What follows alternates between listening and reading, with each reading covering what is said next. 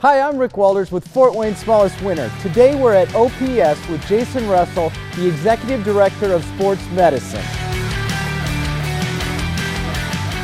Whether you're sedentary or active, you always have limitations. Tell me more.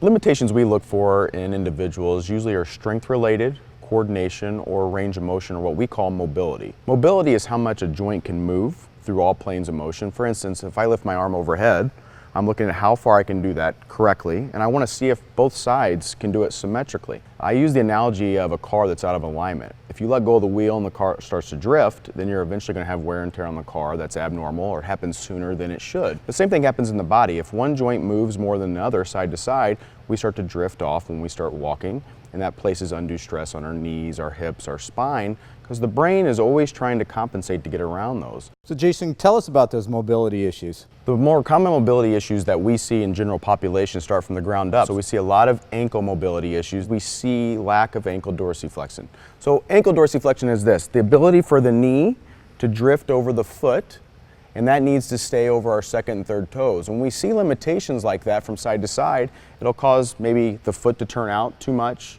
the foot to flatten too much, and it leads to compensation, creating issues. We see a lot of hip mobility issues, so to be able to rotate symmetrically side to side, to be able to lift our legs towards the ceiling, to be able to flex. And our spine, our middle back, the ability to rotate and extend and flex symmetrically side to side are real common issues that we see.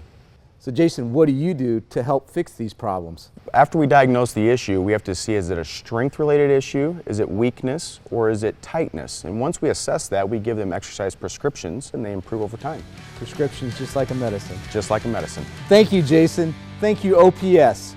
That's some great stuff. Follow along at FortWayneSmallestWinner.com.